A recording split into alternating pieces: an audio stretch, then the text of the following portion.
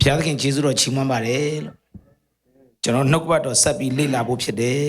ဆိုတော့အခုစီရင်ခြင်းနံပါတ်3ပေါ့နော်ခုနနှစ်ပြီးသွားပြီပထမတစ်ကဘယ်သူပထမတစ်ကဘာစီရင်ခြင်းလဲကိုစားစီရင်ခန္ဓာနံပါတ်2ကကိုစီရင်တာနံပါတ်3ခုသွားမယ်နံပါတ်3စီရင်ခြင်းကိုသွားမယ်ဆိုတော့အဲ့ဒါနှစ်ကော9:30ကိုဖတ်အောင်နှစ်ကော9:30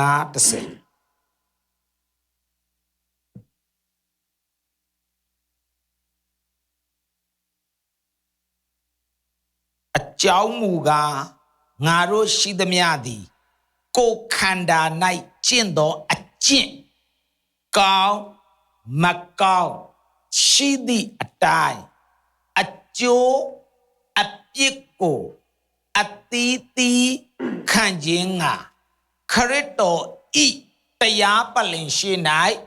ပေါ်လာရကြမည်ဒီကြပိုက်ကိုပြန်ဖတ်မယ်နော်ဒီကြနားထောင်ကြည့်ငါတို့ရှိသမျှသည်ကိုယ်ခန္ဓာ၌ကျင့်သောအကျင့်ဘယ်မှာကျင့်တာလဲကိုယ်ခန္ဓာမှာကျင့်တာကျမ်းညွှန်းကနှစ်ကော9:30ဒီခေါင်းစဉ်မရေးသေးဘူးနော်ခေါင်းစဉ်ခြံထားတယ်မရေးသေးဘူးကျမ်းပိုက်ရင်ရေးလိုက်နှစ်ကော9:30ငါတို့ရှိသမျှသည်ကိုယ်ခန္ဓာ၌ကျင့်သောအကျင့်ဒါဆိုရင်ကိုယ်ခန္ဓာအကျင့်ဆိုတော့ကောင်းကင်မှာကျင့်တာလားမြေကြီးပေါ်မှာကျင့်ခဲ့တာလားမြေကြီးပေါ်မှာကျင့်တာပေါ့ကိုယ်ခန္ဓာအကျင့်ဆိုတော့ဒါကမြေကြီးပေါ်ကအကျင့်မြေကြီးပေါ်ကအကျင့်ကိုယ်ခန္ဓာ၌ကျင့်သောအကျင့်ကောင်းမကောင်းရှိသည့်အတိုင်းဒါဆိုကိုယ်ခန္ဓာမှာကျင့်တဲ့အကျင့်ဘယ်နှမျိုးရှိလဲအကျင့်2မျိုးကောင်းတာရောရှိလားမကောင်းတာရောယုံကြည်သူဖြစ်ပြီးရင်တခါတလေမကောင်းတာရောလုံးမိလားလုံးမိတယ်လေကောင်းတာလည်းလုံးမိတယ်အမြဲတမ်းကြီးတော့ကောင်းနေတာမဟုတ်အမြဲတမ်းကြီးစိုးနေတာတော့လည်းမဟုတ်ပြန်ဘူးဖះเจ้าလာတယ်ကောင်းလားကောင်းပါတယ်အလုံးဝင်နှစ်ခါကောက်တော့ထွက်သွားတယ်ဒါတော့သိမကောင်းနော်ပြောချင်တာကဆိုတော့တခါလေကျွန်တော်တို့ကကောင်းတာလုပ်နေရင်မကောင်းတာလည်းပေါ်လာတယ်တခါလေမကောင်းတာလုပ်ရင်ကောင်းတာလည်းပေါ်လာတယ်ကိုလည်းမကောင်းပါဘူးမကောင်းပေမဲ့သူများမကောင်းတာတွေ့တော့မင်းကလည်းကွာငါလည်းမကောင်းပါဘူးဒါပေမဲ့မင်းမကောင်းတာငါထက်တော်တော်ဆိုးတယ်အတလောက်လည်းမလုံးနဲ့လေမကောင်းဘူးလေငါလည်းမိဘကိုတော့ငါယိုသေးတာတော့မဟုတ်ဒါပေမဲ့မင်းကတော်တော်ဆိုးတယ်ကွာမိဘအပေါ်မှာတော်တော်ရိုင်းပါလားအဲ့ဒါကြတော့ကောင်းသွားပြန်ရောမကိုကလည်းကောင်းတော့မကောင်းဘူးဒါပေမဲ့အရန်ဆိုးတဲ့မိဘအပေါ်မှာတော်တော်ကောင်းညံ့တဲ့လူကိုတွေ့တော့လေသူ့ကိုပြန်ဖြောင်းပြလိုက်သေးတယ်ဖြောင်းပြတော့ကိုကတော့တကယ်ကောင်းနေတာတော့မဟုတ်ဘူးနော်ဒါပေမဲ့ကိုတဲ့တောင်ဆိုးတဲ့လူကကိုနဲ့တွဲတော့နည်းနည်းတောင်ကောင်းလာတယ်ပြောချင်တဲ့အဓိပ္ပာယ်လေဆိုကျွန်တော်ယုံကြည်သူကအမြဲတမ်းကောင်းနေတာမဟုတ်ဘူးအမြဲတမ်းဆိုးနေတာလည်းမဟုတ်ဘူးကောင်းတာလည်းရှိတယ်မကောင်းတာလည်းအဲ့ဒါဘယ်မှာကျင့်တဲ့အကျင့်လဲ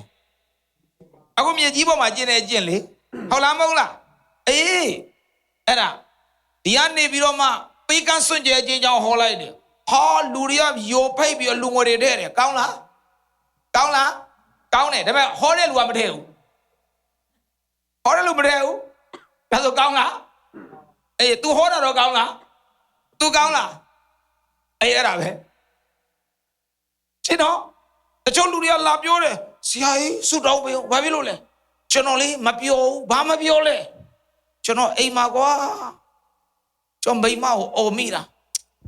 အထက်မှာဝิญဉ္ဇတော်ကနှိုးဆိုရမကောင်းဘူးနေမားပြီ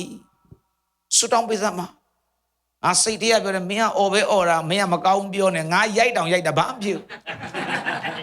တကယ်ဆိုမင်းတော့ငါ့ပြန်ဆူတောင်းပေးရအောင်မယ်ဘာမင်းကအော်ပဲအော်တာလေငါတော့ရိုက်တောင်ရိုက်တာငါအော်တမစိတ်ကကြီးနေတာပဲဆိုပြောချင်တာကနားလေရမှာကတခါတလေကြရင်ကျွန်တော်တို့ကကောင်းတာလည်းရှိသလိုမကောင်းတာလည်းရှိတယ်ဟုတ်လားယောနေတာလေယောနေတာ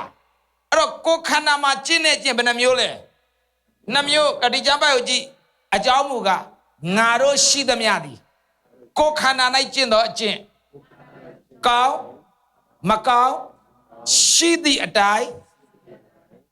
chỗ ấp chiếc của tí tí khăn chiến à bà lâu am lẽ đi cao mà cao à lâu à bà phía làm lẽ bà khăn am lẽ chỗ ấp chiếc khăn am lẽ đấy đi bộ mà nó cao mà cao xí đấy tại chỗ ấp chiếc của tí tí khăn chiến à lại số Christo y taya palin she này bỏ lại ya jami bé palin mà bỏ mle bé palin lẽ Christo y taya palin bà bỏ mle chỗ ấp chiếc bỏ mà là cao mà cao bỏ mà là hả chỗ ấp chiếc bỏ mà là cao mà cao bỏ mà là cho nó được gặp nhau phải mình nào gì cháu mù gà ngà rô xí đâm ya đi cô khăn này trên đó trên cao mà cao xí đi tại chỗ ấp chiếc của tí tí khăn gì ngà khởi đó y taya palin xí này bỏ lại ya jami bà palin bà bỏ mle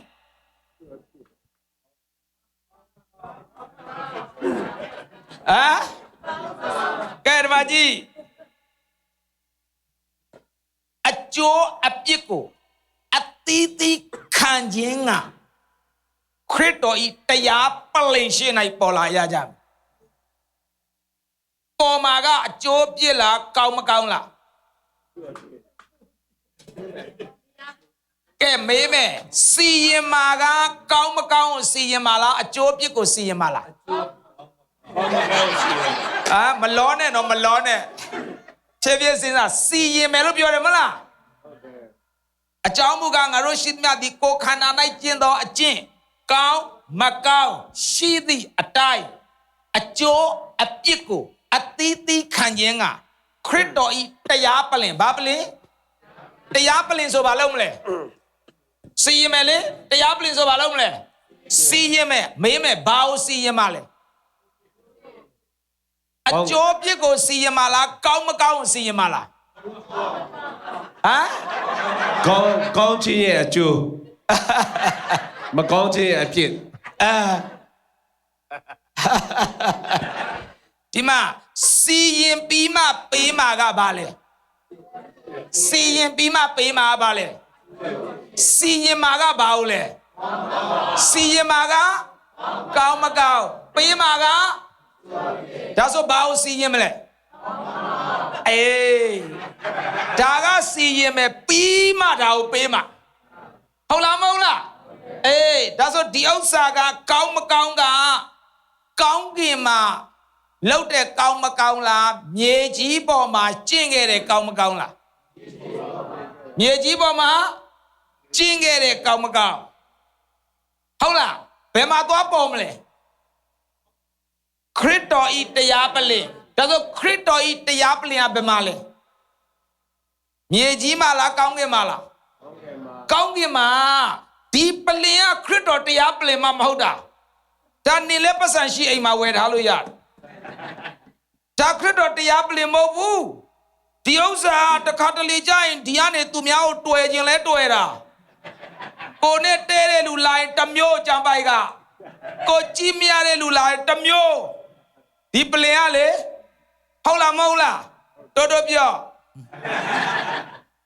ta Christo taya palin mà mau đã ta khát lấy đi anh ấy Christo đâu lên tuổi mi thế đấy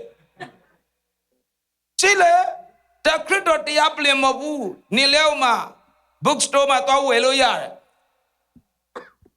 Christo y taya palin rồi cao kia mà không là cái dia này là chỉ là cao mà cao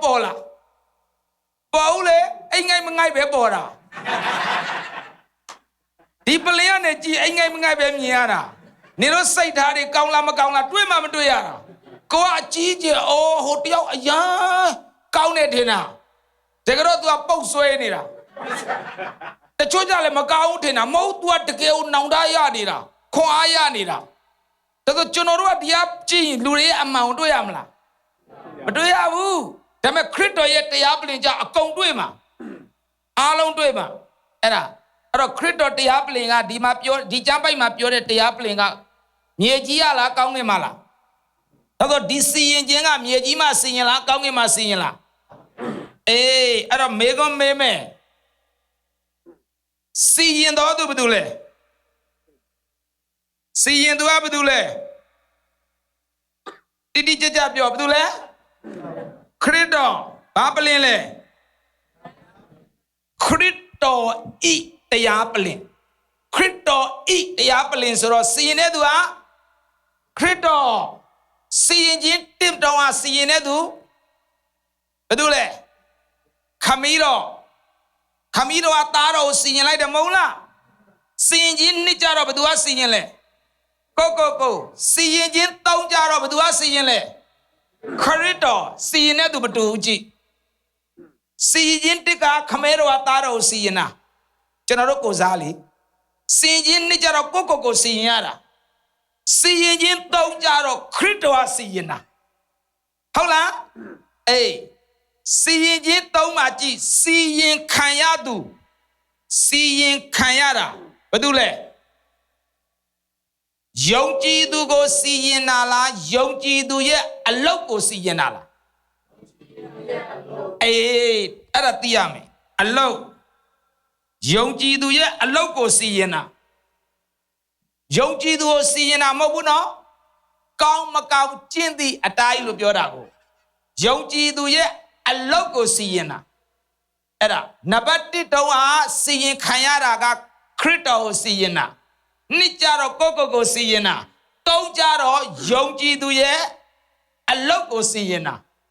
မတူစီရင်ခံရတာမတူပြီးမှစီရင်ခံရသောနေရာ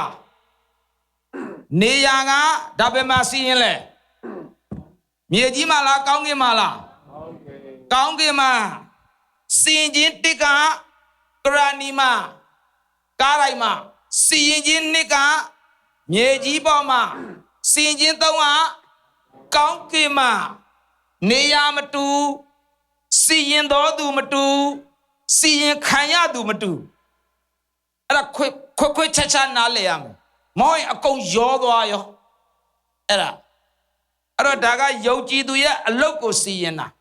ဟုတ်လားကဲဒီထဲမှာဆက်ကြည့်မယ်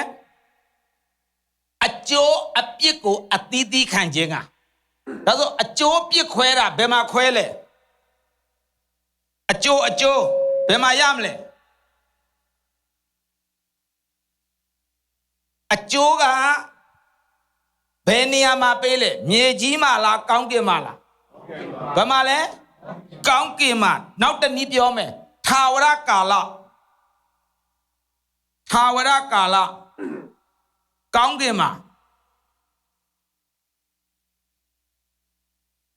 အဲ့ဒီမှာတခါတည်းထာဝရခွဲတော့မှာကိုရတဲ့လောက်အဲ့ဒါထာဝရပဲအခုသင်ဟိုကြရင်သင်အလုပ်ကိုစစ်လိုက်လို့သင်ရရင်အဲ့ရတဲ့လောက်ကအဲ့ဒါထာဝရပဲပြီးပြီမရရင်လည်းထာဝရပဲမရတာရရင်လည်းအဲ့ဒါထာဝရပဲ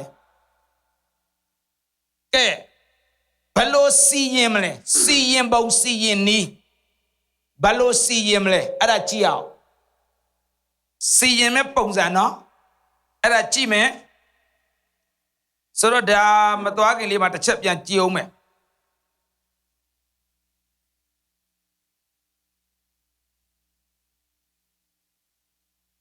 အချိန်ဘယ်အချိန်ကာလကလူတွေကိုစီရင်မှာလဲဒီစီရင်ခြင်းကအချိန်ဘယ်အချိန်ကာလကလူတွေကိုစီရင်မှာလဲအချိန်ကာလယော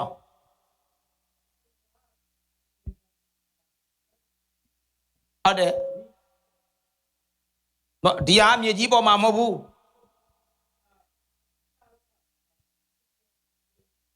နှစ်ကောငါဟုတ်တယ်အေး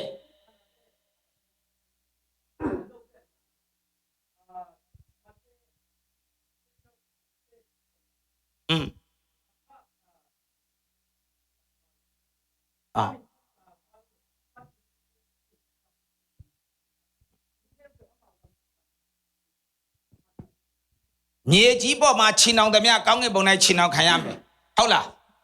ai cha bay là ba đây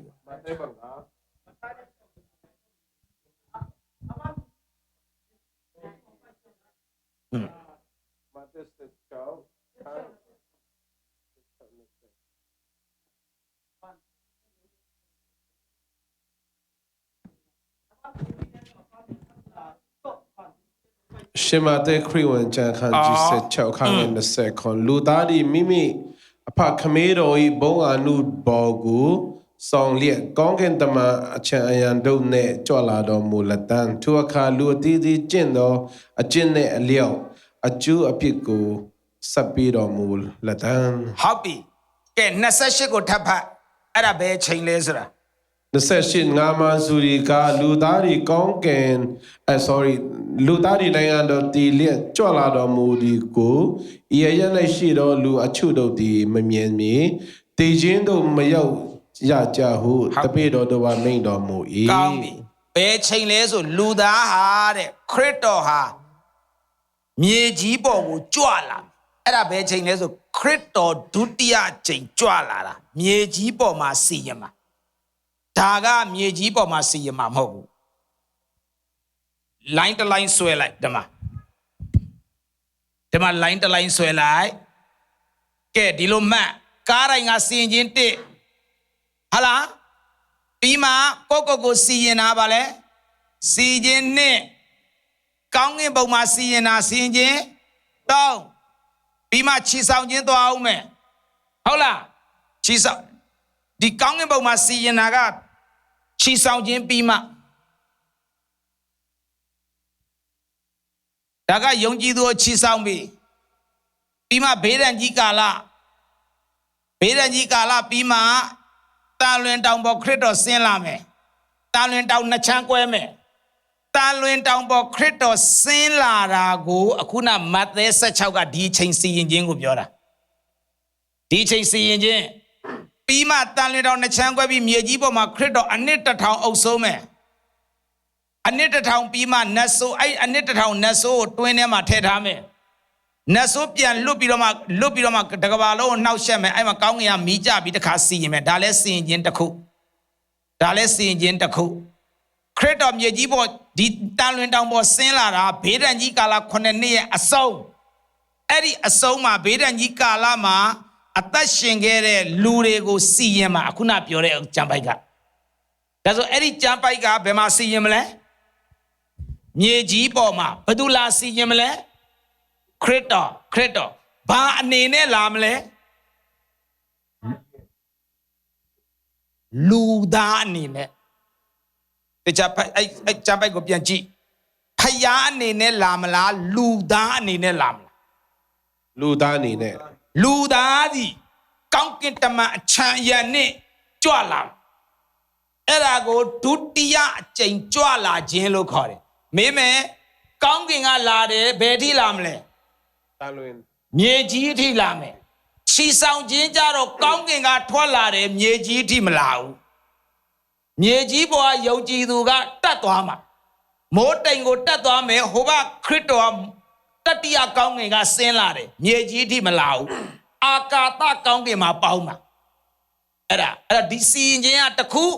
အခုနဖတ်တဲ့ကျမ်းပိုက်ရဲ့စီရင်ခြင်းကဒီအောက်မှာဖြစ်မယ်ဒါကစီရင်ခြင်းတတ်စုစုပေါင်းစီရင်ခြင်း9မျိုးရှိ9မျိုးအခုမြေကြီးပေါ်ကစီရင်ခြင်းကိုအခုနဖတ်တာဒီကျမ်းပိုက်ကဒီကာလနဲ့မဆိုင်ဘူးအခုပြောတဲ့ဥစ္စာကဘယ်မှာစီရင်မလဲကောင်းကင်မှာစီရင်ပါမြေကြီးမှာမဟုတ်ဘူးဒီမှာကခရစ်တော်ကဖယားအနေနဲ့စီရင်ပါဒီနော်ဒီဟာကကြတော့လူသားအနေနဲ့ကြွလာမှာ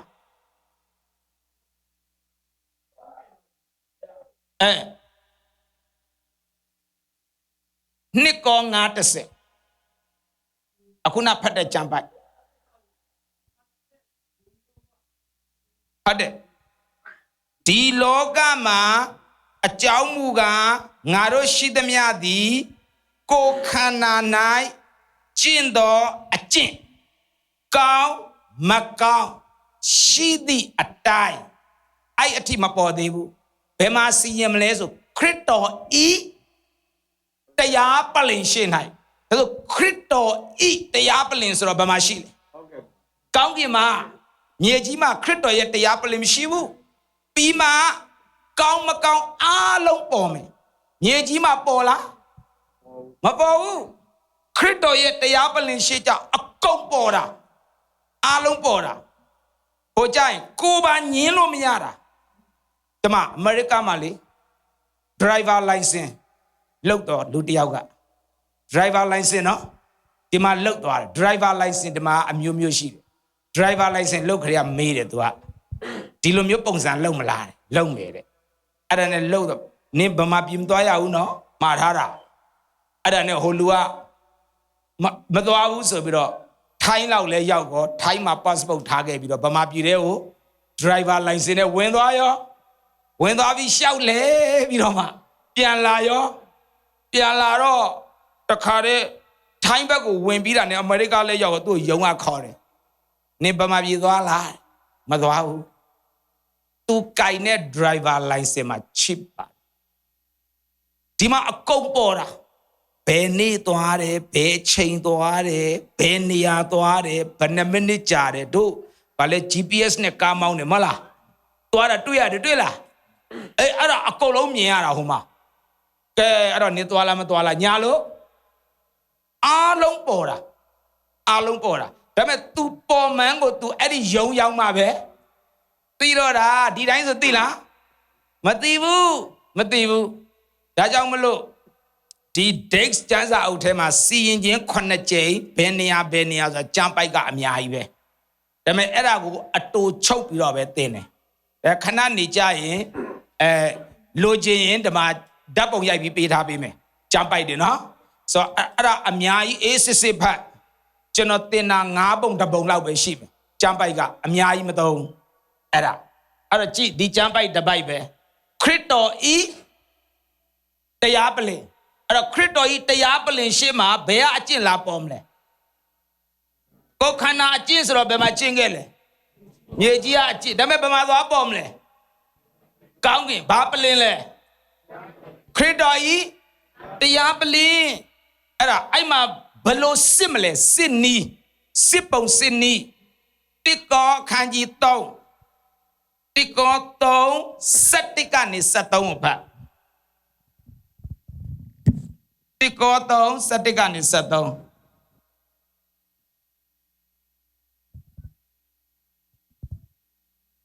အေးမေ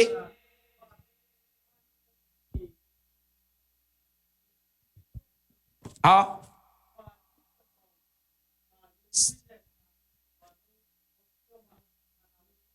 ဟုတ်တယ်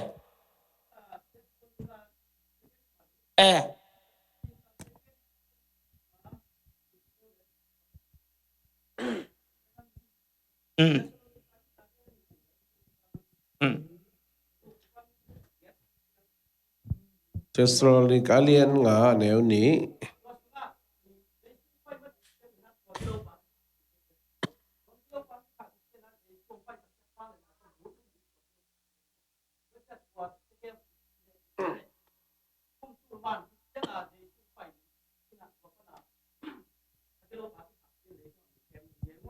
Thessalonica alien ni aneo alien nga neo ni pan bang la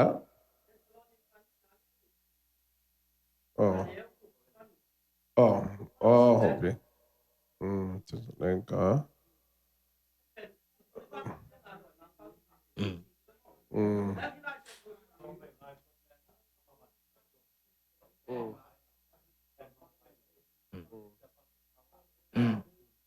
ว่าบางแคมกลุ่มตุลมานาของอีไปแต่จะดงปันแล้วมั้ง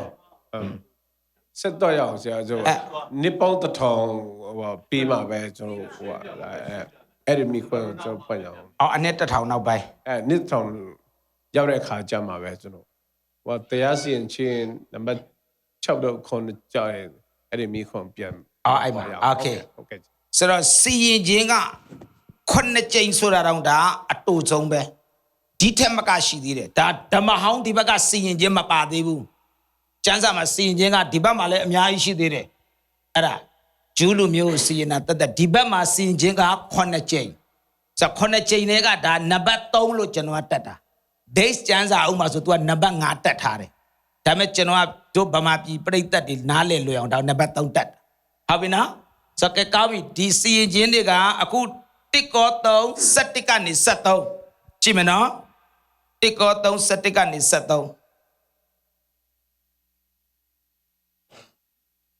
အဲ့ဒီကျမ်းပိုက်ကိုကြည့်မယ်ဖတ်မယ်နော်1ကော3 7ကနေ 73အကြောင်းမူကားယေရှုခရစ်တည်းဟူသောခြားလျက်ရှိသောတိုက်မြစ်မှတပါအခြားသောတိုက်မြစ်ကိုအဘယ်သူမျှမချနိုင်ထိုတိုက်မြစ်အပေါ်၌ရွှေငွေကြောက်ကောင်တစ်သားမြက်ပင်ကောက်ရိုးများကိုထပ်ဆင်း၍တိဆောက်တော်သူရှိသမျှအသီးလောက်တော်အလုတ်တီထင်ရှားလိမ့်မည်အဘယ်သို့သောအလုတ်ဖြစ်သည်ကိုမီးအားဖြင့်ဖော်ပြခြင်းနေ့ရက်သည်မီးအားဖြင့်ထင်ရှားစေလိမ့်မည်လူတိုင်းလောက်တော်အလုတ်သည်အဘယ်သို့သောအလုတ်ဖြစ်သည်ကိုမီးသည်စစ်ကြောစုံစမ်းလိမ့်မည်ဆိုတော့ဘာနဲ့စစ်မလဲမီးနဲ့စစ်မယ်ဓမ္မမီးနဲ့စစ်မယ်ဘာကိုစစ်မှာလူကိုလားအလုတ်ကိုလားအလုတ်ကိုစစ်မှာအလုတ်ကိုစစ်မှာနော်အလုတ်ထဲမှာစုစုပေါင်းခွဲပိုင်းခြားပြောရင်2မျိုးရှိမယ်တစ်သားမြက်ပင်ကောက်ရုပ်တခုနော်ဒါက तू ဥပမာပေးတာအလုတ်က2မျိုးရှိမယ်တစ်သားမြက်ပင်ကောက်ရုပ်ဒါတခုရှိမယ်နောက်တစ်ခုကဘာလဲရွှေငွေကြောက်ကောင်းအဲ့ဒါကတစ်မျိုးရှိမယ်2မျိုးအဲ့ဒါကထာဝရကာလကြာရင်ကျွန်တော်တို့လုပ်တဲ့အလုပ်က2မျိုးအခုလုပ်တာနော်အခုလုပ်တာဒါပေမဲ့ဟိုကျ2မျိုးကွဲသွားမယ်အဲ့ဒါကိုမှခရစ်တော်ရဲ့တရားပလင်ရှိမှာပေါ်မယ်ပေါ်ပြီးမီးနဲ့စစ်လိုက်တာနဲ့လောင်မဲ့ဟာရှိတယ်မလောင်မဲ့ဟာရှိတယ်ကြည့်ဒါဆိုအခုလုပ်တဲ့အလုပ်တွေအမျိုးမျိုးရှိမှာမလားကောင်းကင်မှာလှုပ်လားမြေကြီးမှာလှုပ်လားပေါ်မှာကမြေကြီးကပလင်လားခရစ်တော်ရဲ့တရားပလင်လားခရစ်တော်ရဲ့တရားပလင်ဆိုတော့မြေကြီးမှာလားကောင်းကင်မှာလား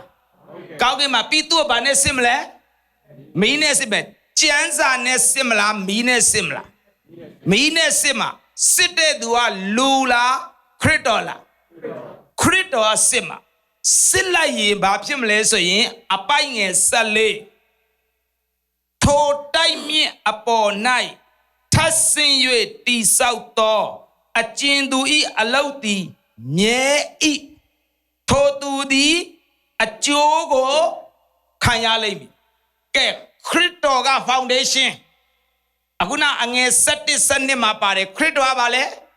foundation ခရစ်တော်ဟာကျွန်တော်ရဲ့အခြေခံအုံမြင့်ခရစ်တော်ချခဲ့တဲ့တိုက်မြင့်အ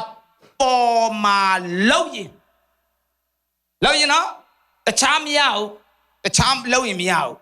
ခရစ်တော်ချခဲ့တဲ့တိုက်မြင့်အပေါ်မှာလောက်ရင်ခရစ်တော်ချခဲ့တဲ့တိုက်မြင့်ဖြစ်ရမယ် foundation ကအဲ့တော့ကျွန်တော်တို့ကတချို့တွေကကိုယ့်လူမျိုး foundation ထားတယ်တချို့ကကိုယ့်ဂိုင်းကို foundation ထားတယ်တချို့ကငါတို့ရဲ့အခြေခံယုံကြည်ချက် statement of faith ဟာလားပြောတယ်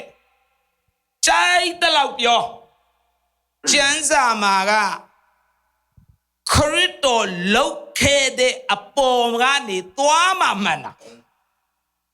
အဲ့တော့ခရစ်တော်လောက်ခဲ့တဲ့အပေါ်ကနေမသွားရင်မရလောက်လို့တော့ရတယ်ဟိုကြရင်တော့ပေါ်မယ်ပေါ်ပြီးမီးနဲ့စစ်ရင်ကျမ်းစာပြောပြီးခရစ်တော်ချခဲ့တဲ့တိုက်မြစ်အပေါ်မှာထပ်ဆင့်၍တိဆောက်တော်သူ၏အလုတ်သည်မြဲ၏မီးနဲ့ရှို့ရတာမလားဘူးဘသူချတဲ့တိုက်မြစ်လဲ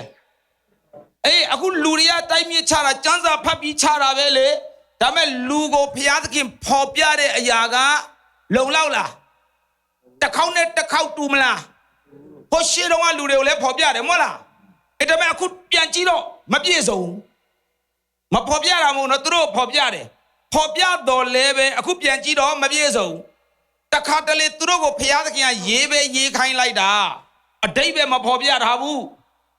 ở đây về phò bia gì mà khai nhau đã cháu xem bao lúa bà biểu lệ ngã rồi xe cái lù đấy go đấy phải là cái mà phò bia về what thà đó ấy gì đấy ai đi ông sao ngáo mà phải là là phò bia đấy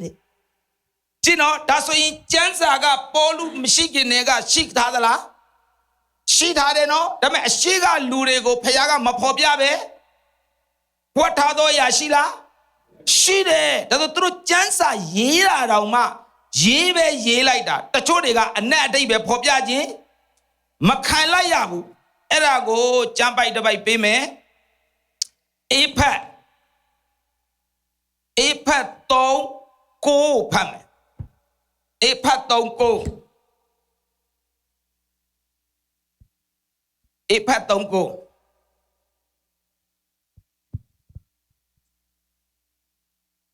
ကဲအေဖတ်3ကိုကြည့်မနော်ပြည့်စုံခြင်းဤဧဝံဂေလိတရားကိုတပါးမျိုးသားတို့အားဟောပြောခြင်းငါ၎င်းအလုံးစုံတို့ကိုယေရှုခရစ်အားဖြင့်ဖန်ဆင်းတော်မူသောဖယားသခင်၌လိုက်ဆိုရှေးကပ်ကာလပတ်လုံးဝတ်ထားလျက်ရှိသောရှေးကပ်ကာလပတ်လုံးဝတ်ထားလျက်ရှိသောနတ်နေသောအရာနှင့်ဆက်ဆိုင်သောသာသနာသည်အဘယ်သို့ဖြစ်သည်ကိုလူအပေါင်းတို့အားထင်ရှားစေခြင်းကတာရှင်းသူအပေါင်းတို့တွင်အငယ်ဆုံးသောသူထက်တာ၍ငယ်သောငါအားကျေးဇူးတော်ကိုပေးတော်မူပြီရှေးကပ်ကာလပတ်လုံးဝတ်ထားလျက်ရှိသောထိုသာသနာတော်ဖော်ပြလားဖွက်ထားလားဖော်ပြလားဖွက်ထားလားဖွက်ထားတာကိုဘယ်သူ့လားဖော်ပြလဲရှင်ပေါလုဆိုတာသူကသူဘယ်လိုပြောလဲအငယ်ဆုံးသောသူထက်တာ၍ငယ်သောငါအားသိလားဒါဆိုရင်ကျမ်းစာဖတ်ရင်ရောအကုန်သိမလားသိဘူးဖျားဖွက်ထားတာကဲတို့ဗမာပြည်သားတွေပဲကြည့်အခုချိန်ထိတောင်တချို့ဖွက်ထားခံရတော့မယ်ကဲအလွယ်တကူပြောမယ်အလွယ်ဆုံးပြောမယ်ကျမ်းပိုက်နှစ်ပေါင်းများစွာငါတို့ခရစ်ယာန်တော်များများကရေနဲ့ဝိညာဉ်မမွေးရင်ကောင်းကင်နိုင်ငံမဝင်ရဘူးအဲ့ဒါကိုဘယ်လိုအဓိပ္ပာယ်ဖွင့်လဲဘယ်လိုဖွင့်လဲနှစ်ချင်းခံရမယ်လို့ဖွင့်တာလေဟုတ်လားတကယ်တော့အဲ့ကျမ်းပိုက်ကနှစ်ချင်းခံဖို့ပြောတဲ့ကျမ်းပိုက်လားမဟုတ်ဘူးခရစ်တော်ကိုလက်ခံမှဝင်ရမှာလေဘယ်လိုခရစ်တော်ကိုလက်မခံပဲရမလဲအဲ့ကျမ်းပိုက်မှာပြောတဲ့ယေနဲ့ဝိညာဉ်မမွေးရင်ဆိုတာကယေနှစ်ချင်းခံတဲ့ကျမ်းပိုက်မှာမဟုတ်တာဒါပေမဲ့တော်များခရစ်ယာန်တွေကအဲ့ဒါကိုဗာကျမ်းပိုက်လို့ယူဆလဲ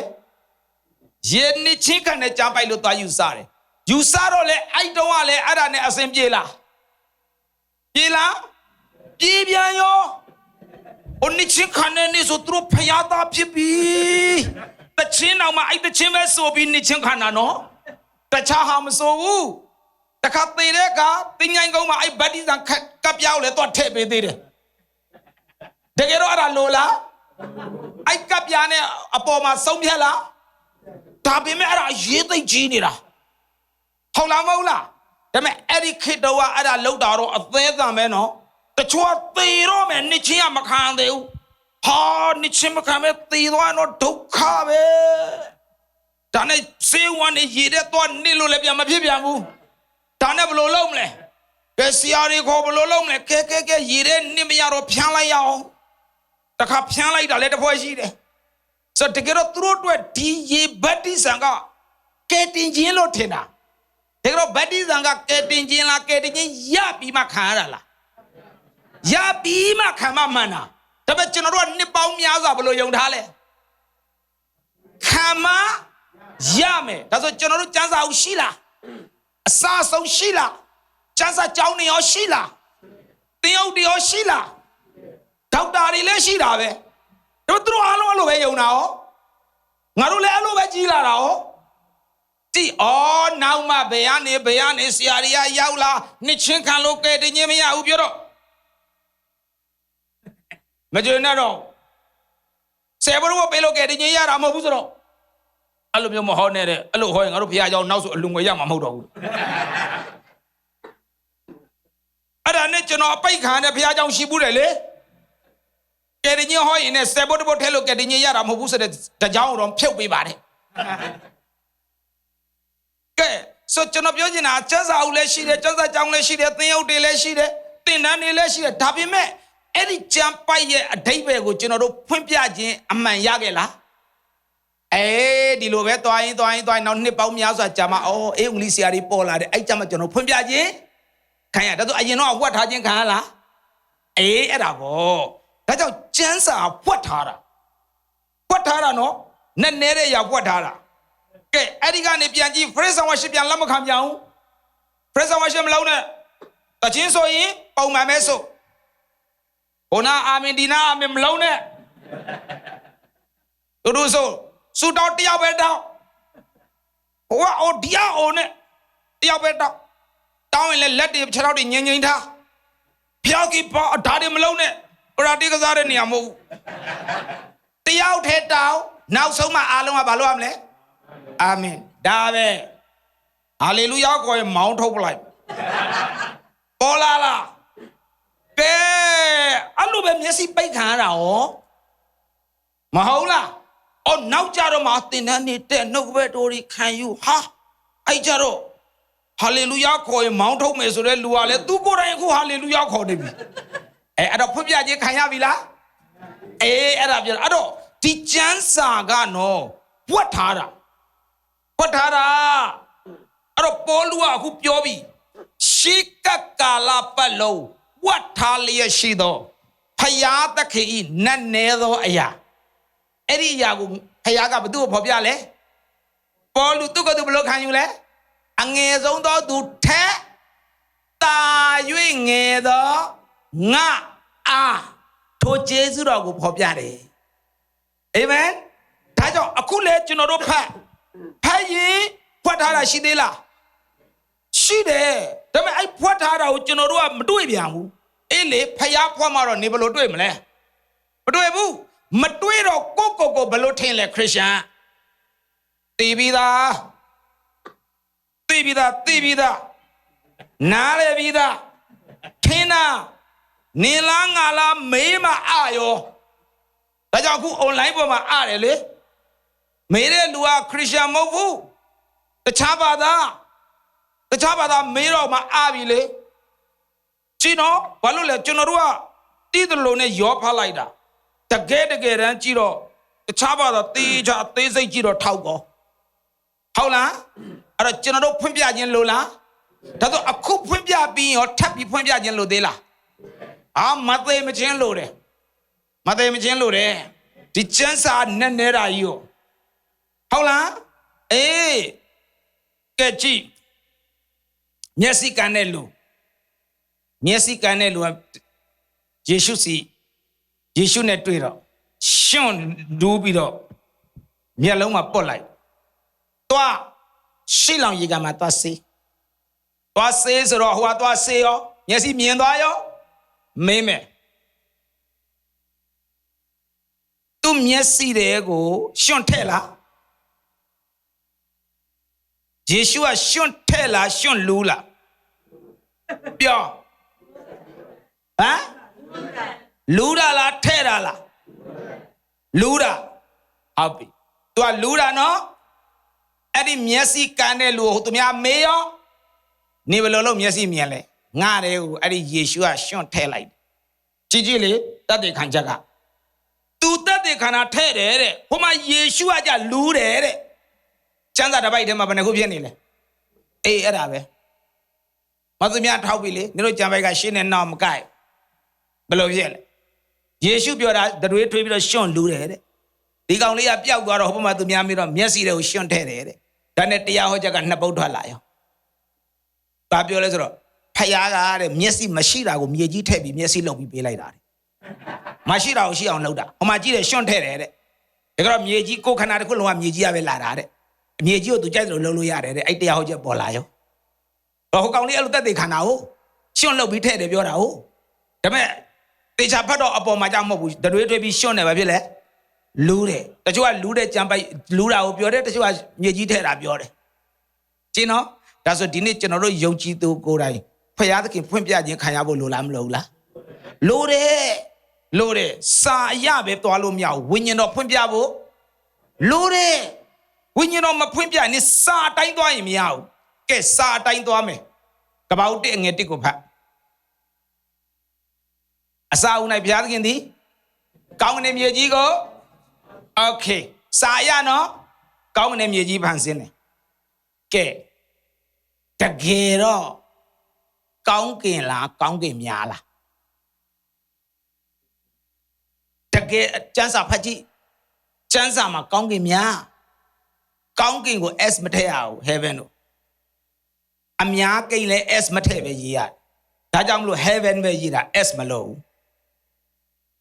S မထည့်ပေမဲ့အ ਨੇ လို့မထင်နဲ့ तू ကအများကျမ်းစာဖွင့်ကြမှာစာလံကျမ်းမှာကြီးကောင်းကင်အထက်ထက်ငါဖန်ဆင်းတယ်အဲ့ဒါကိုကောင်းကင်3ထက်ဖြစ်သွားတဲ့ကိစ္စကိုကျွန်တော်တို့ဘယ်တော့မှသိလဲရှင်ပေါလုကြမှာသိတယ်နှစ်ကော12ရောက်မှာပေါလုကပြီးခဲ့တဲ့14နှစ်ကလူတယောက်ကောင်းကင်ဘုံတတိယထက်ကိုတက်သွားတယ်ကိုခန္ဓာပါလားမပါလားငါမသိဘူးအဲ့ကြမှာကျွန်တော်တို့ကဖတ်တော့ကောင်းကင်က3ထက်ပါလားသိလာတာစာလံကျမ်းရောက်တော့ကောင်းကင်အထက်ထက်ဩကောင်းကင်ကအများကြီးပဲသိလာတာရှင်းနော်ဒါဆိုရင်နားလည်ရမှာကစာအရပဲအဓိပ္ပာယ်ဖွင့်ရမလားဖယားသခင်ဖွင့်ပြခြင်းလိုလားအေးဖယားသခင်ဖွင့်ပြခြင်းလိုတယ်ဟုတ်လားမဟုတ်လားဒါကြောင့်မလို့စာသားနဲ့ပဲသွားလို့မရဘူးအဲ့ဒါကျမ်းစာလေးနဲ့တဲ့အတွက်ကြောင့်စာသားပဲသွားလို့မရဘူးကဲဖယားဖန်ဆင်းတာရှိတယ်လို့ဖယားလောက်တာလည်းရှိကျွန်တော်ပြောချင်တာကျမ်းစာသားပဲကင်ပြီးသွားလို့မရဘူးပြောချင်တာကဲဥပမာကြည့်ဖယားသခင်ကတိတိမ်လို့တော့ဘလို့ရေးလဲမသိဘူးမြန်မာလိုကတော့ကျမ်းစာမှာဖန်ဆင်းတယ်လို့ရေးတယ်အင်္ဂလိပ်လိုကတော့ဖန်ဆင်းတယ်လို့မရေးပဲလုပ်တယ်ဆိုတဲ့ကြံပိုက်တွေ၄ခုရှိဒါမှတ်ချင်မှတ်ထားပါတော့တိတိမ်လို့လဲနည်းနည်းတော့ဖတ်ကြည့်ကွာကဘာဦး1 9ကိုဖတ်ဗမာလိုအရင်ဖတ်မိုးမျက်နှာချက်ကိုဖယားသခင်ဖန်ဆင်းတော်မူ၍မိုးမျက်နှာချက်အောက်၌ရှိသောရေမိုးမျက်နှာချက်အပေါ်၌ရှိသောရေကိုပိုင်းခြားတော်မူသည့်အတိုင်းဖြစ်လေ၏ကဲအဲ့ဒီမှာကျမ်းပိုက်က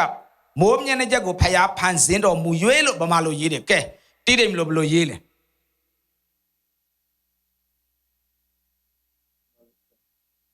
ကဘာဦး1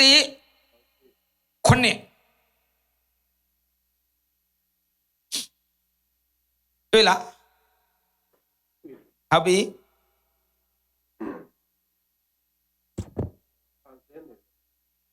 တိတိမ်လို့ဘယ်လိုလဲလောက်တာလားဖန်ဆင်းတာလားဖန်ဆင်းတယ်တိတိမ်လို့ဖန်ဆင်းတယ်အင်္ဂလိပ်ကျမ်းစာမှာ made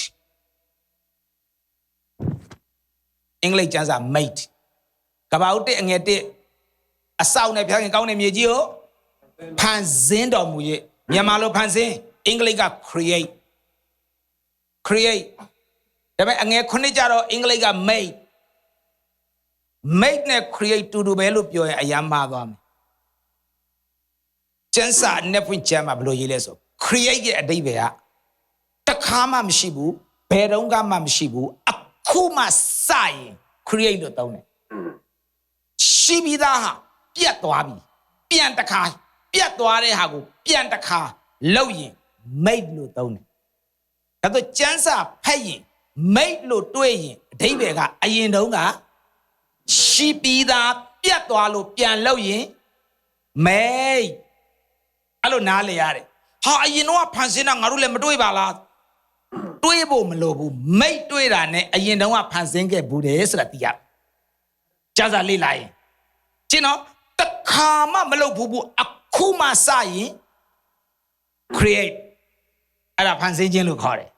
ဒါကြောင့်မလို့အင်္ဂလိပ်ကျမ်းစာမှာကဘာဦး1 အငယ် 1ရဲ့အပေါ်မှာခေါင်းစဉ်ရှိတယ်ဘယ်လိုရေးလဲ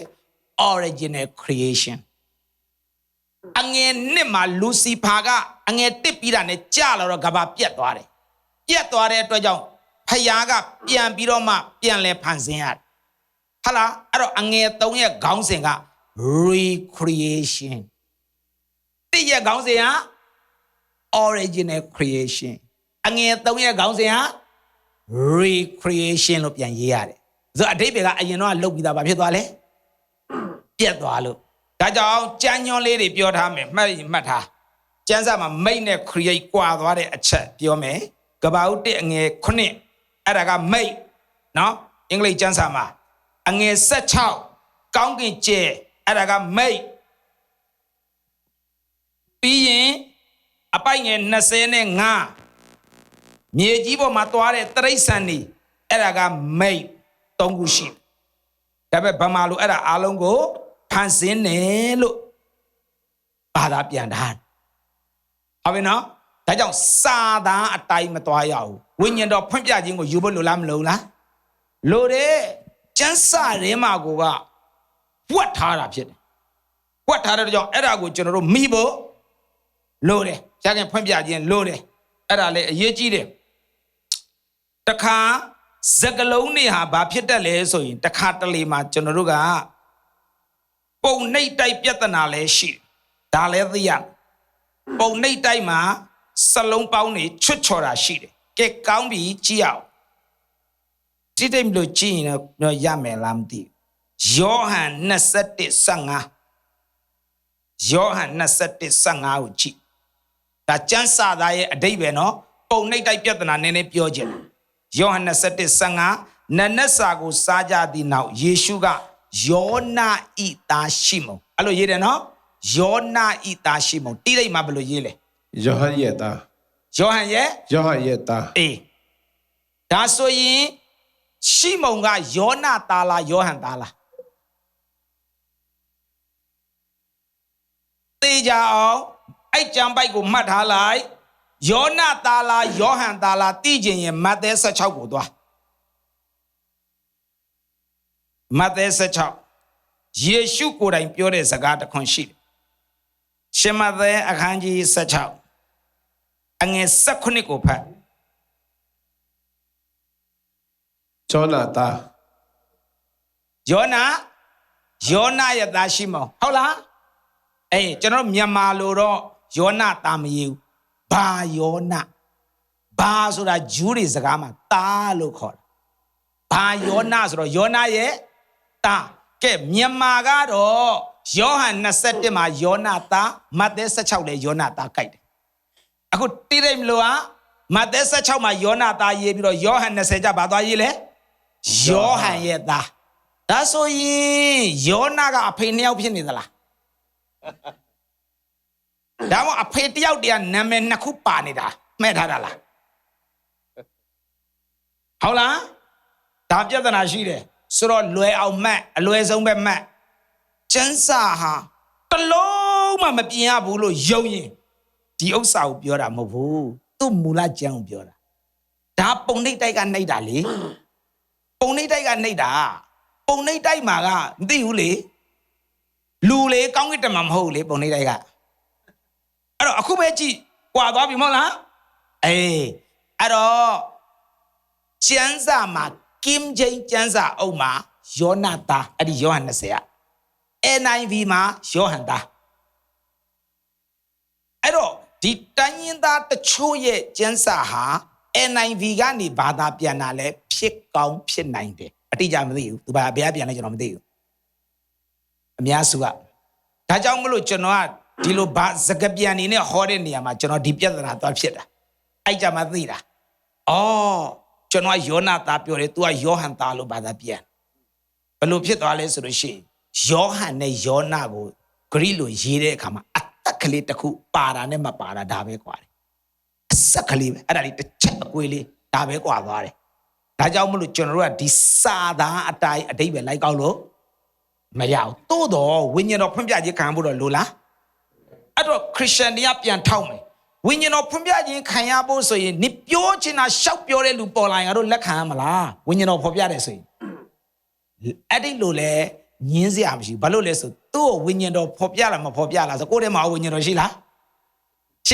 xí là cô đấy à vinh nhân đó là tất để thu mà bỏ ni biểu gì na biểu lo ngã thế à vinh nhân đó tất để mà thu ngã về lấy khăm lấy chán sa đàn này mà tôi ao nó bán này tôi mà lấy à thế mà phải vinh nhân đó xí là tu bao lâu biểu li à thế à vinh nhân đó cô tất để bị mà bỏ tất để mà bị về lấy khăm lấy cái tháp biểu mày chán sa này công cái để lấy khăm là Giêsu à chán sa này cái lấy khăm là mà thế khăn gì lấy đi đây anh luôn mà lại mà thế lấy mà Giêsu giờ lấy sẽ sao sao sa đàn giàu lại ni phải ra mà cháu khéo mà lo bị sa tôi mà sao đấy cho lại bị thứ tiệt mấy con sa đàn à ni phải ra mà chán sa mà bà đấy lấy trong bọn này không trả lại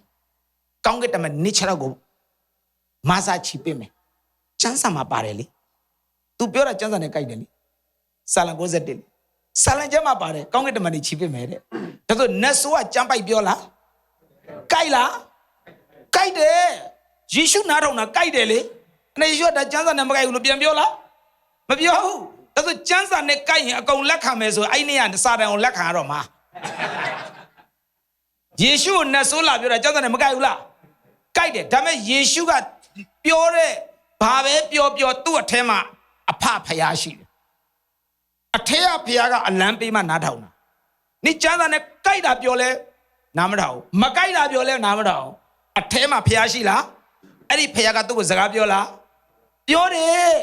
အဲ့တော့ကျမ်းစကားနဲ့တွားရမှာလားအတွင်းထဲကဖယားနဲ့တွားရမလား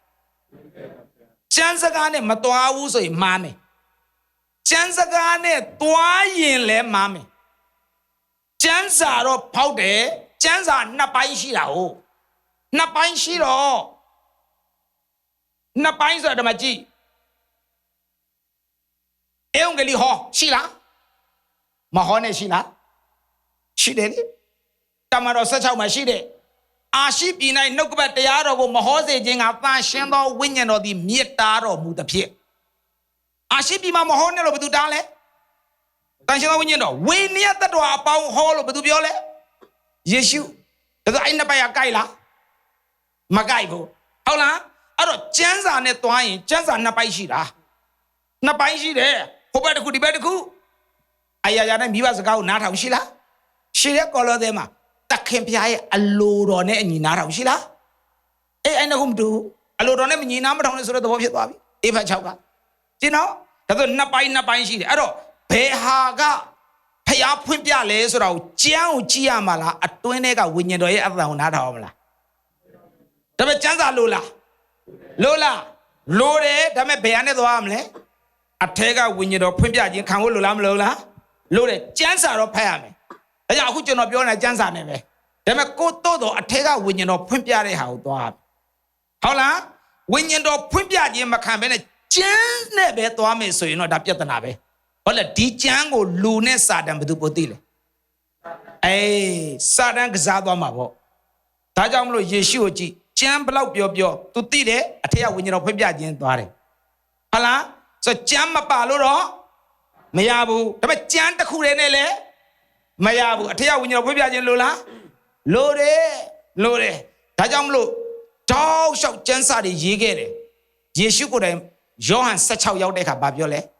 တင်တို့အပေါ်သို့တန်ရှင်းသောဝိညာဉ်တော်ဆင်းသက်သောအခါရှင်းတော့ယောဟန်16မှာဝိညာဉ်တော်ဆင်းလာမှနောင်လာလက်တန့်သောအရာတွေကိုတင်တို့အားဖော်ပြလိမ့်မည်ကြားခဲ့ပြီးသားဟာကိုလည်းတင်တို့ကိုဖော်ပြမယ်ဒါဆိုကြားတာကျမ်းစာဖွင့်ပြချက်မပါဘူးဝိညာဉ်တော်ဆင်းလာမှဖွင့်ပြခြင်းခံရတာဒါဆိုကျမ်းစာသိဖို့လိုလားလုံလောက်လားဘာလို့လဲဝိညာဉ်တော်ဖွင့်ပြခြင်းလို့တယ်ထပ်ပြောမယ်ယေရှုကိုယ်တိုင်လာပြောရင်တော့တရားနာတော့ကျင်တော့လူပြောတာမဟုတ်ဘူးနော်ယေရှုကိုယ်တိုင်လာပြောရင်တော့ဖယားသခင်ရဲ့ဝိညာဉ်တော်ရဲ့ဖွင့်ပြခြင်းမပါရင်အဲ့လူတွေနားမလဲဘူးဘယ်သူပြောရင်လဲယေရှုကိုယ်တိုင်ပြောတာရှင်ယောဟန်အခန်းကြီး6မှာယေရှုပြောတယ်ငါအသားဥစားငါအသွေးဥသားတင်တို့ထာဝရအသက်တည်တပည့်တော်ရဘာလုပ်လဲဤစကားသည်ခက်ခဲတယ် Nam leu. To Yeshu so mi balo dale. Thoátသွားတယ်တွေ့လားယေရှုကဘာပြောလဲပြန်ခေါ်လားမခေါ်ဘူးပေတရုကပြောတယ်ပေတရုဟိုမှာထွက်သွားပြီ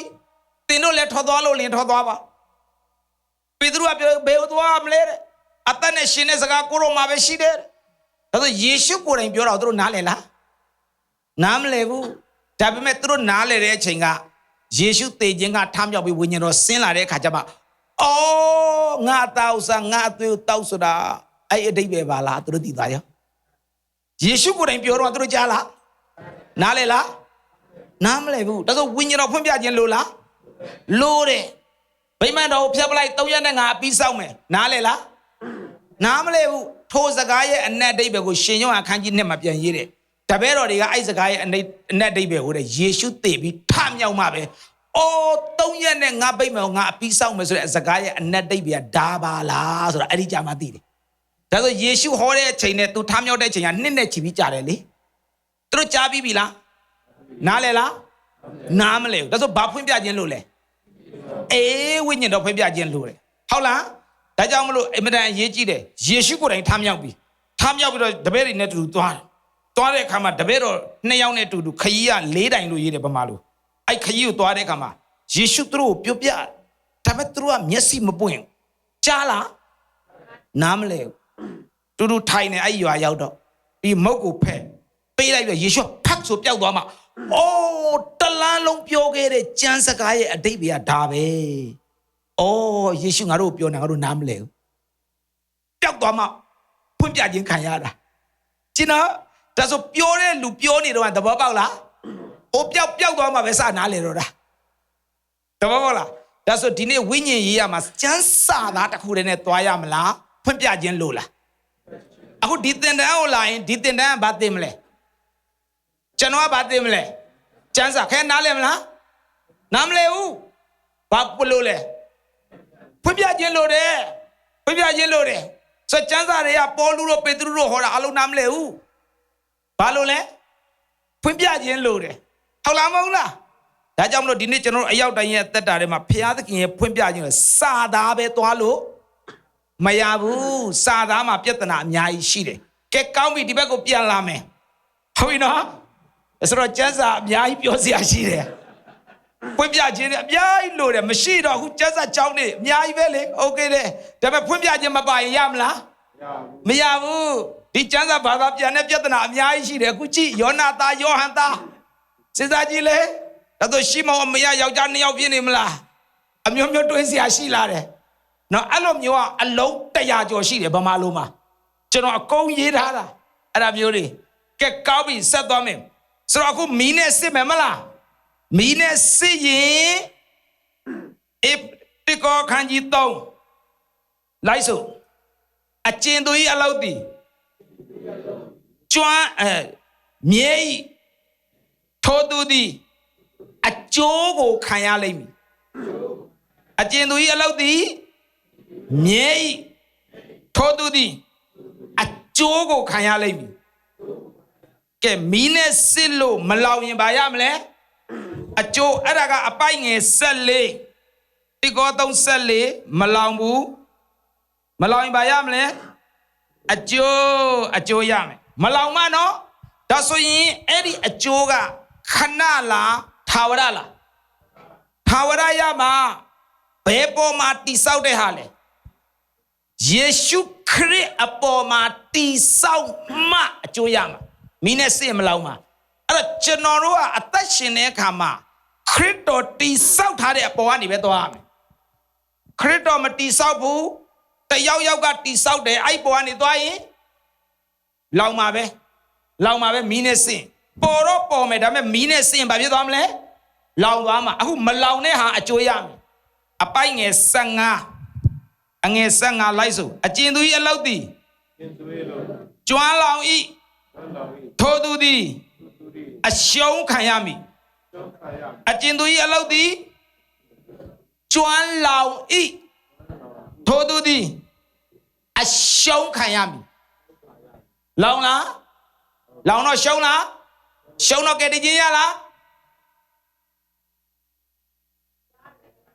လောင်လားရှုံးလား ရှုံးတယ်အဲ့ကျမ်းပိုက်ကမပြီးသေးဘူးလိုက်ဆိုတိုးတော်လဲမီးနဲ့လွတ်တကဲတော့သူဒီကဲတင်ခြင်းတော့ရောက်လိမ့်မည်ကဲတင်ခြင်းရလားရှုံးလားလောင်လားရှုံးလားကဲတင်ခြင်းရလားကဲတင်ခြင်းရတယ်ဒါပေမဲ့ရှုံးတယ်ဒါပေမဲ့အဲ့ဒီအရှုံးကကဲတင်ခြင်းလားအကျိုးလားဘယ်မှာရမယ်အကျိုးလဲကောင်းကင်မှာတနည်းပြောရင်ထာဝရကာလမှာရမယ်အကျိုးထာဝရကာလမှာရမယ်အကျိုးဘာဖြစ်သွားလဲ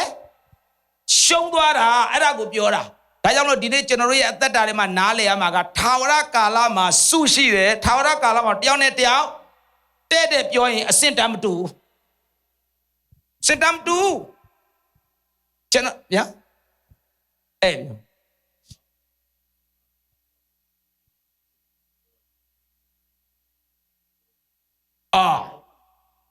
โอเคထာဝရကာလမှာဟိုဘာလုပ်မလဲကဲတင်ချင်းလည်းရပြီတို့အားလုံးတူတူပဲပေါ့ဒီအကျိုးတွေကဘာလုပ်မှလဲကောင်းပြီကပ္ပဥတ္တငယ်တဲ့အစောင့်နဲ့ဘုရားသခင်သည်ကောင်းကင်နဲ့မြေကြီးကိုဖန်ဆင်းတော်မူ၏အဲ့ဒီကောင်းကင်ကတခုတည်းမဟုတ်ဘူး heaven မှာ s ပါတယ်နောက်တနည်းပြောရင်ကဘာတခုတည်းဖန်ဆင်းထားတာမဟုတ်အများကြီးရှိတယ်အများကြီးရှိတယ်တကယ်ကျမ်းရဲ့သမိုင်းကိုလေ့လာရင်ကဘာဦးတစ်အငယ်တစ်တခုတည်းကိုဖတ်ဒီမှာဓာတ်ပုံရိုက်ပေးခဲ့မယ်အများကြီးဖန်ဆင်းတာအဲ့ထဲမှာအာဒံကိုဖန်ဆင်းတဲ့ကဘာတခုလူစီဖာကြာလာတာကအဲ့ဒီအာဒံကိုဖန်ဆင်းတဲ့အဲ့ကဘာတခုမှပဲကြာအဲ့တခုမှကျန်တဲ့ကဘာ तू မှမကြာဆိုပြက်တာကဒီတခုတော့မှ100%ပြက်တာမဟုတ်ဘူးရာခိုင်နှုန်းတချို့ပဲပြက်တာအကုန်မပြက်ဘူးရာခိုင်နှုန်းတချို့ပဲပြက်တာဆိုဒီလူစီဖာကြာလာတဲ့ကဘာကိုတရက်မီးနဲ့တခါတည်းအကုန်ဖြက်စီးပလိုက်ဖြက်စီးပြီးကျန်တဲ့ကဘာအများကြီးရှိတယ်ဆိုအဲ့ဒီမှာနေရမယ့်လူကတယောက်နဲ့တယောက်အဆင့်တမ်းမှမတူတာဒါဆိုရင်အဲ့ထာဝရကာလမှာအုတ်ချုပ်သူရှိတယ်အုတ်ချုပ်ခံရှိတယ်ဒါဆိုဟိုထာဝရကာလမှာကြည်လိုက်ဆိုသင်သည်ခရစ်တော်နဲ့အတူဆင်းရဲခံလျင်ခရစ်တော်နဲ့အတူစိုးစံရမည်ဒါဆိုထာဝရကာလမှာစိုးစံတဲ့ခရစ်တော်နဲ့စိုးစံတဲ့ခရစ်တော်ကဘယင်ဆိုရင်အောက်မှာလူရှိမလားစိုးစံသူရှိရင်စိုးစံခံရှိလားနိုင်ငံတော်ရှိရင်အောက်ချုပ်သူရှိလားအောက်ချုပ်သူရှိရင်အောက်ချုပ်ခံရှိလားရှိတယ်လေဒါဆိုရင်ဟိုဘက်ကာလကြာရင်အောက်ချုပ်ရမယ့်ဟာအများကြီးရှိတယ်အများကြီးရှိကဘာတစ်ခုပဲပြောမယ်နော်တခြားကဘာခဏထားအခုဒီကဘာတစ်ခုပဲပြောမယ်ဖယားကဖန်ဆင်းစားကကျေလာတွေပါတယ်တိရစ္ဆာန်တွေပါတယ်ငါးတွေပါတယ်အများကြီးရှိတယ်ဒါပေမဲ့တိတ်ထူးဆန်းတာလူကိုဖန်ဆင်းတဲ့အခါကြာမှာဗာလဲမြေကြီးကိုအုပ်စိုးနိုင်တခြားဟာဖန်ဆင်းတော့မပြောဘူးလူကိုဖန်ဆင်းပြီးမှ तू ဖန်ဆင်းထားတဲ့အရာအားလုံးကိုဘာလို့ရမလဲအုပ်စိုးနိုင်အဲ့လိုပြောရမလားဒါဆိုရင်ဖန်ဆင်းထားတဲ့အရာကိုအုပ်စိုးမဲ့သူလို့လားဖယား तू တယောက်တည်းအုပ်စိုးခြင်းလားလူနဲ့တွဲဖက်ပြီးအုပ်စိုးခြင်းလားဟိုမှာအုပ်စိုးမဲ့သူလိုတဲ့အတွက်အခုကတည်းကလူဟာဖျားစကားနားထောင်ဖို့လို့ဒါကြောင့်ဟိုမှာကဲတင်ချင်းတစ်ခုတည်းနဲ့မရဘူးဟိုမှာကဲတင်ချင်းတစ်ခုတည်းနဲ့မရဘူးဘာလို့လဲဟိုကြရင်အုပ်စိုးခံဖြစ်သွားမှာပေါ့ငရဲတော့မကြဘူးဒါပေမဲ့ဖယားလှုပ်เสียအလုပ်ကအများကြီးရှိတချို့ခရစ်ယာန်တွေကဒီလိုထင်တယ်ကောင်းကင်ကြရင်အလုပ်မရှိတော့ချီးမွမ်းခြင်းတစ်ခုပဲရှိမယ်ဘယ်ဟုတ်မလဲဟို praise and worship ဦးဆောင်နေသူကလည်း तू ချီးမွမ်းခြင်းတစ်ခုပဲရှိမယ်ထင်တာဟိုကြရင်တော့ဘာမှမရှိတော့ဘူးချီးမွမ်းခြင်းပဲရှိတော့တယ်မဟုတ်ပါဘူးအများကြီးရှိတယ်လေဒီလောက်ဉာဏ်ရှိတဲ့ဖယားဟာ तू လှုပ်ထားတာအများကြီးရှိတာပေါ့အများကြီးရှိတာပေါ့ဒီကဘာတစ်ခုတည်းတော့အလုပ်ကမပြီးသေးဘူးကြည့်ထာဝရကာလမှာအများကြီးရှိတယ်ကောင်းကင်သစ်ရှိတယ်မြေကြီးသစ်ရှိတယ်ဟလာယေရုရှလင်မြို့သစ်ရှိတယ်ဟိုမှာတကား12ပေါက်ရှိတယ်ကြည့်ပြီးမှယေရုရှလင်မြို့သစ်ကအကျယ်အဝန်းအတိုင်းတာ limit ရှိတယ်အဲ့ဒါမိုင်1500ပတ်လဲ အနက်ပွင့်ကျမ်းမှာဟိုမှာတော့ယူစနာနဲ့ရေးတဲ့ကျမ်းစာမှာဆိုတော့အဲ့ဒါက limit ရှိတယ်ကောင်းကင်နိုင်ငံက unlimited ငရဲက unlimited အဲ့ဒါမဲ့ယေရုရှလင်မြို့တစ်က limit ရှိတယ်အဲ့ဒါပြီးတော့မှဘယ်နှစ်ထပ်ဆိုတာရှိတယ်ဘယ်လိုအသက်တာရှိတဲ့လူကဘယ်နေရာမှာနေရမယ်ဆိုတာရှိတယ်အဲ့တော့ဟိုမှာအုပ်ချုပ်ရမယ်ဟာတွေရှိတယ်အုပ်ချုပ်သူရှိတယ်ခရစ်တော်နဲ့သူအုပ်စိုးတာရှိတယ်အဲ့ဒါကြည့်နော်ပြီးမှဒီဘေးဒဏ်ကြီးကာလခရစ်တော်အနှစ်တစ်ထောင်ဆင်းလာမယ့်ကာလရှိသေးတယ်ပြီးမှအဲ့ဒါတွေပြီးမှသားတော်ကသူ့ရဲ့အခွင့်အာဏာအားလုံးကိုခံပြီးတော့လက်ထက်ပြန်အပ်လိုက်တယ်ဆိုတာလေတစ်ကော15မှာရှိတယ်ဟုတ်ပြီလားဒါဆိုရင်ဒီတစ်ခုထဲမှာတော့အလုတ်ကအများကြီးဒါဆိုဖယားဒီလောက်ညံရှိတဲ့ဖယားဟာတရက်ကျွန်တော်ကိုတချင်းဆိုပြီးပဲအဲ့ထာဝရကိုခေါ်သွားမလားစစ်စားကြည့်လေအများကြီးရှိသေးတယ်ဟိုဘက်မှာဟုတ်လားဒါကြောင့်အခုကလေးကဖယားနဲ့အသက်ရှင်ဖို့လိုလားမလိုဘူးလားလိုတယ်အဲ့ဒါဟိုမှာအများကြီးရှိသေးတယ်အဲ့ဒါကြောင့်မလို့အင်မတန်မှအရေးကြီးတယ်အခုလက်ရှိတောင်မှစံစာမှာနော်အခုလက်ရှိယောမရှိမှာ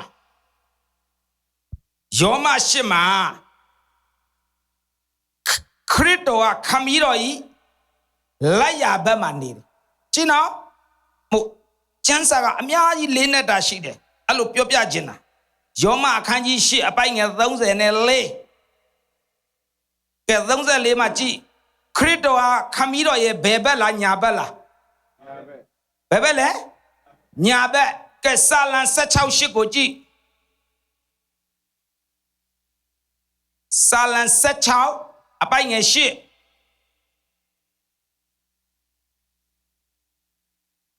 တွေ့လားကဲအဲ့ဒီကျမ်းပိုက်ကိုကြည့်